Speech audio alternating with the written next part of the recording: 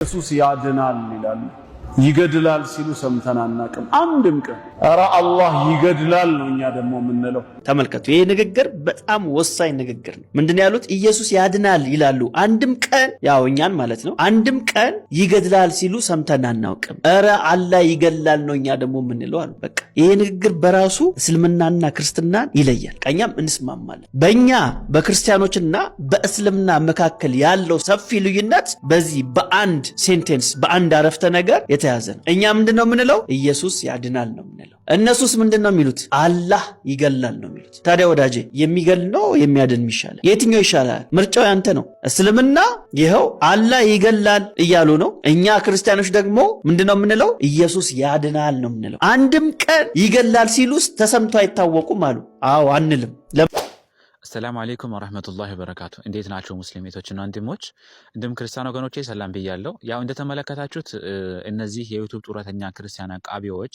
የኡስታዞችን ሙሉ ሐሳባቸውን መሞገስ ያቀታቸው እንግዲህ ሐሳባቸውን እየቆራረጡ አምጥቶ ዩቲዩብ ላይ ለመሸቀል ዩቲዩብ ላይ አንዳንድ ችርቻሮችን ለማግኘት ብሎ ሲዋሹና ሲቀጥፉ ተመልክተናል ያው አባታቸው ጳውሎስ በምዕራፍ 3 አንቀጽ 7 ላይ በሮሜ ምዕራፍ 3 አንቀጽ 7 ላይ በእኔ ውሸት ግን የእግዚአብሔር እውነት ለክብሩም ካላቀ ስለምን በእኔ እንደ ኃጢአተኛ ይፈርድብኛል ብሎ ካለ ለአምላካቸው ብሎ ማዋሸት ስለተፈቀደላቸው ሲዋሹና ሲቀጥፉ ተመልክተናል ስለዚህ የኡስታዝ አቡ ሃይደርን ሙሉ ንግግራቸውን እናዳምጥና ከዛ በኋላ ያለው ነገር ከባይብልስ ምን ይላል ስለሞትና ህይወት የሚለውን ነገር እንመለከታለን ማለት ነው እናመልከው የሚገባው ጥቅምም ሆነ ጉዳት በእጁ የሆነውን ብቻ ነው ማን ነው ከአላህ ውጪ ይሄን የሚችል ሰባኪዎቻችን ሁሌም ሲሰብኩ ኢየሱስ ያድናል ይላሉ ይገድላል ሲሉ ሰምተን አናውቅም አንድም ቀን ኧረ አላህ ይገድላል ነው እኛ ደግሞ የምንለው ያልገባቸው ሰዎች እንዴት ይላሉ ጌታ ያድናል እንጂ እንዴት ይገድላል እና ማን ነው የሚገድለው ሰይጣን ነው ይላሉ እርግጠኛ ናችሁ አዎ ጥሩ ሰይጣን የገደለው መዳኑንና መኖሩን አምላክ የፈለገለትን ሰው ነው ወይስ አይደለም ነው ጥያቄው የሰውየውን መኖር አምላክ ፈልጎለት ከነበር ሰይጣን መጥቶ ከገደለው በሰውየው ላይ ኃይል ያለው አምላክ ሳይሆን ማን ሆነ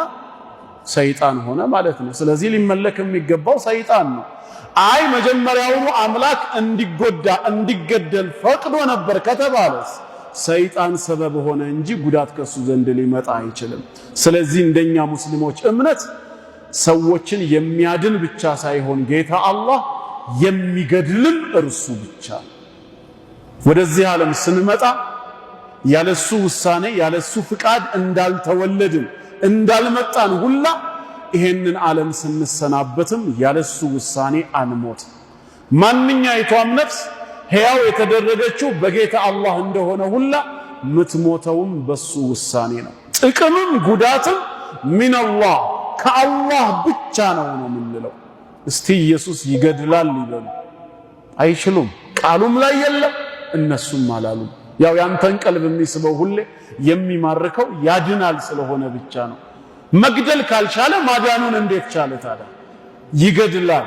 የኛ ጌታ ግን ራሱ እንደነገረ هو الذي يحيي ويميت ሕያው ያደርጋል ይገድላልም ነው ማዳን ሕያው ማድረግ ብቻ ሳይሆን መግደልም የሱ ስልጣን ነው ጥቅምም ጉዳትም ከሱ ዘንድ ብቻ ነው ኦኬ እንደተመለከታችሁት ኡስታዛችን ኡስታዝ አቡ ሃይደር የተናገሩት ምንድነው አምላካችን አላህ Subhanahu Wa Ta'ala ሕያውም ያደርጋል ይገድላልም ነው ያሉት እንጂ ይገድላል ብቻ አላሉም እሱ ግን ይገድላል የምትለው ፓርት ብቻ ቆርጦ ወስዶ ያው ስትሮማን ፋላሲ ሰርተዋል ማለት ነው ሶ አምላካችን አላህ Subhanahu Wa Ta'ala ሞትንም ህይወትንም የፈጠረው እሱ ነው የሚገድለውም ሕያው የሚያደርገውም እሱ ነው ብሎ ነው የተናገሩት ያለው እውነታ ይሄ ስለሆነ ማለት ነው ሱረቱል ሙልክ ምዕራፍ 67 አንቀጽ 1 እና 2 ላይ ስትመለከቱት ያ ንግስና በእጁ የሆነው አምላክ ችሮታው በዛ እርሱ በነገሩ ሁሉ ላይ ቻይ ነው አለ ስለዚህ ሕያው በማድረግም ላይ በመግደልም ላይ ቻይ የሆነው አምላካችን አላህ Subhanahu Wa Ta'ala ብቻ ነው ለዛ ነው ሱረቱል በቀራ ምዕራፍ 2 አንቀጽ 28 ላይ ምን ይላል كيف تكفرون بالله وكنتم امواتا فاحياكم ثم يميتكم ثم يحييكم ثم اليه ترجعون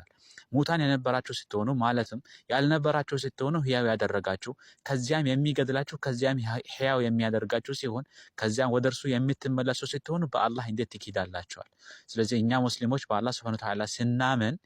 አምላካችን አላህ ሱብሓነሁ ወተዓላ ሕያው እንደሚያደርገው ሁሉ ይገድላል፣ እንደሚገድለው ሁሉም ሕያው ያደርጋል። በመግደሉም ሆነ ሕያው በማድረግ ላይ ስልጣን ያለው እሱ ብቻ ነው ብለን ነው ምናምነው ማለት ነው። እሱ ግን ምንድን ያለው አይደለም፣ እኛ እኮ ኢየሱስ ያድናል ነው የምንለው፣ እሱ የሚያድን ነው የሚገድል አይደለም ብሎ ሲናገር ሰምተናል። ግን ባይብል ምን ይላል የሚለውን እንመለከታለን። በመጀመሪያ ደረጃ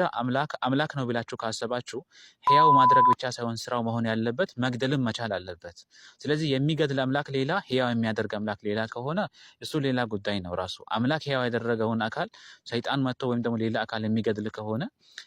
ከአምላክ በላይ ሌላ ኃይል አለ እያላችሁ ነው።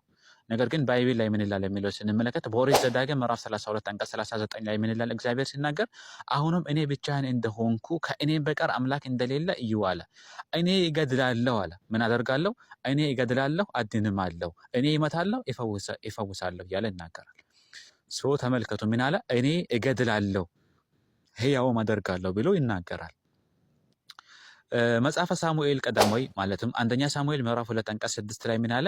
እግዚአብሔር ይገድላል ያድንማልም፣ ወደ ሲኦልም ያወርዳል ያወጣልማል። ስለዚህ የሚገድለውም ሕያው የሚያደርገውም ወደ ሲኦል ወደ ጀሃነም የሚያስገባውም የሚያወጣውም ማለትም ወደ ጀነት የሚያስገባውም አንዱ አምላክ ብቻና ብቻና እንጂ ሌላ አካል ማለትም አምላክ አይገድሉም ሕያው ብቻ ነው የሚያደርገው የሚለው አስተምሮ ፈጽሞ ቢብሊካሊም ያልሆነ ነው። ቁርአኑም ላይ የሌለ ነው እና ዝም ብላችሁ በቃ እንደው ዩቲዩብ ላይ ችርቻሮ ለመልቀም የኡስታዞችን ፎቶ እየለጠፋችሁ ያው የዕለት ጉርሳችሁን ለመልቀም ነው እያደረጋችሁ ያላችሁት። በመጨረሻም ሌላችሁ የሚፈልገው ነገር ምንድን ነው? ኢየሱስ ክርስቶስ ያድናል ብላችሁ ለምትጮሁ ሰዎች በመጀመሪያ ደረጃ ኢየሱስ ክርስቶስ እንኳን እኛን ሊያድነን ቀርቶ ራሱንም ማዳን አልቻለም ነው የምንላችሁ። እንደ ባይብሉ ከሆነ በዕብራውያን ምዕራፍ 5 አንቀጽ 7 ላይ እርሱም በስጋው ወራት ከሞት ሊያድነው ወደሚችል ከብርቱ ጩኸትና ከእንባ ጋር ጸሎትና ምልጃን አቀረበ፣ እግዚአብሔርን ስለመፍራቱ ተሰማለታል። ስለዚህ ኢየሱስ ክርስቶስ ራሱ እባክህ ከሞት አድነኝ ብሎ አምላክን ሲለምን ነበረ። ስለዚህ ያ አካል እባክህ አድነኝ ከሞት አድነኝ ብሎ የሚለምነው አምላክ ማን ነበረ? ከሞት አድነኝ ብሎ የሚለምን አካል በፍጹም ሰዎችን ሊያድን አይችልም የሚለው ነው። ሰላም አለይኩም ወራህመቱላሂ ወበረካቱ።